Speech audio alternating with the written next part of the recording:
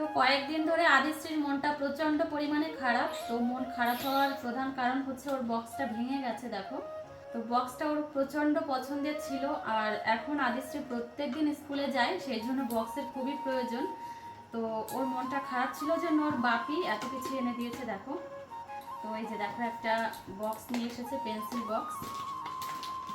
তো এই যে দেখো, এই দেখো, তো পেন্সিল বক্সটা এনে দিয়েছে। আদিশ্রী প্রচন্ড পরিমাণে খুশি, তাই তো মাম্মা? আচ্ছা, তুমি ভালো করে বসো মা। সেই সঙ্গে এদিকে দেখো পেন্সিল রয়েছে 10টা। পেন্সিল তো স্কুলে গেলে হারিয়েই ফেলে প্রায় প্রত্যেক দিনই, সেই জন্য পেন্সিলটা একটু বেশিই লাগে। তো 10টা এনে দিয়েছে। আর সেই সঙ্গে এদিকে দেখো খাতা রয়েছে, 1টা 2টো 3টে 4টে 5টা 6টা 7টা 8টা 9টা খাতা রয়েছে। সেগুলো আদিশ্রীর জন্য। একটা পেন্সিল স্কেচ রয়েছে, এই দেখো, এগুলো কালার করবে মাম্মা।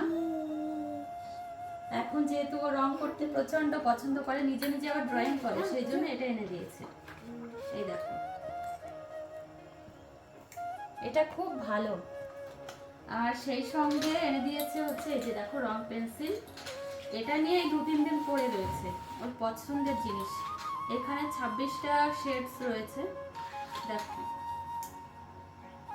মাম্মা। এগুলো কি? রং।